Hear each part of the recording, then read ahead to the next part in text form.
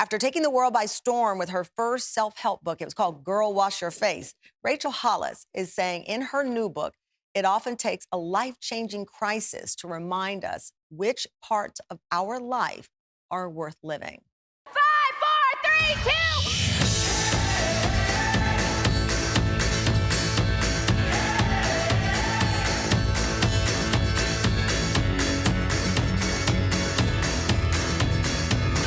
You can do this, and I know that you can do this because I have done this. We say we want it, but success in any area is the difference between choosing what you want right now and what you want most. I don't want to be your cheerleader. A cheerleader roots for you no matter what you're doing.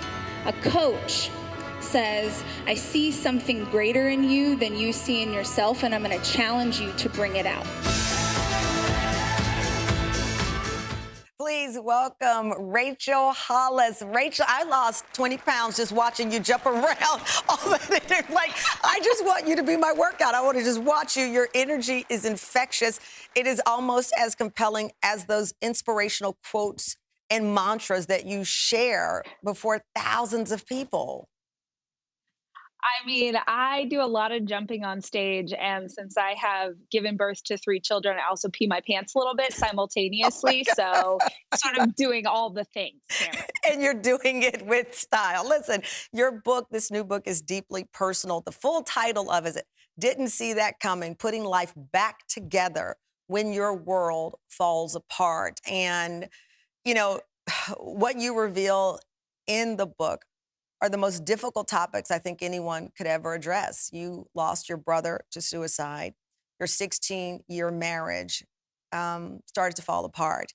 And you contrast that to the video that we were just watching, that high energy joy that you were projecting, so much happiness. When you say you didn't see it coming, who could have? You know, any of this. But certainly the loss of your Yeah, brother and the way you lost him. absolutely. That is such a big part of my story. I lost my brother when I was 14 years old, and I found him. So the trauma of that experience is deeply woven into who I am. But to be honest, I do think that going through something that traumatic is really when I learned to reach for the joy that you see in that video. I've had to walk through a lot of really hard things in my life, just like I'm sure many of your viewers have. And I think that we have the choice. We have the choice whether we're going to show up with joy and keep reaching for positivity even on the hard days. We might not always get there, but I do think that we're in control of our attitude no matter what's going on in the world around You us. know, you said it just now, there are people who may be going through, we're all going through something. And when we were talking about the intention of this particular show, I said to the team, everybody's looking for inspiration. I don't care who you are, whether you seek it in religion, whether you seek it in a book like yours, Rachel, or whatever it is, in friendships. We're looking for something to inspire us because we will face those difficult days. You said you set out to write a book originally about health and lifestyle, and you felt that that book was tone deaf.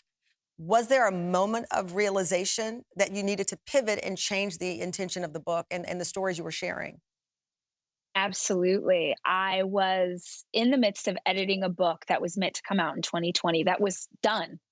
And I tend to write with a lot of humor and a lot of irreverence. And so I was editing that book and I just felt like this is so wrong. People are hurting so much. This was back in March of 2020, and everyone was so scared and so uncertain. And I just thought, is there something that I could create that would speak to where people are right now? Mm. And so I set that book aside and began to write this one. And the truth is, there is no like clear answer on how we deal with a global pandemic in 2020, 2021, but there are resources and information and tactics for how you deal with the side effects. Right. How do you handle stress and anxiety and fear? And so that's what I wanted to dig And one of the into. things your book I thought was illuminating is, yes, we are in this global pandemic, but problems still continue. I was looking at the hospital beds, packed in Los Angeles, and we talk a lot about COVID patients there, but there are still people having heart attacks, going through chemo. There are other problems that still exist, and one of the other problems in your life was explaining to your children that you were divorcing your husband. And you wrote in your book that it was the most difficult thing in life you had to do. You said you must find the courage to keep going. You have a responsibility to anyone who relies on you. But if you're a parent, you especially owe it to your children. So yes, we all go straight to the pandemic, but there are other layers of other problems still going on every day, including sometimes the end of a relationship. Absolutely. And I think for so many people, when we go through hard things, we are teaching our future self how to handle tough situations. So, regardless of what you are dealing with in your life right now, you are setting a standard for how you will walk through life. Will you do it with courage? Will you face it with bravery, even when it's hard? Or will you be diminished by the pain that you're experiencing? And yes, it was the hardest thing in the world to have to explain to my kids what was going on. Mm. But I believe so much in the healthy choice that this was for our entire family. I mean, this happened in May, and we spent the holidays together as a family, Wow. Thanksgiving and Christmas. I don't know another family that does that so soon after walking Gwyneth through a Paltrow. I breakup. only know Gwyneth Paltrow. Right, Other than right, Gwyneth Paltrow, right. I don't know anybody who would. But I mean, that's the inspirational part of it. Is like, as you said, it happened in May, but finding a way to reset and learn what was best for the family.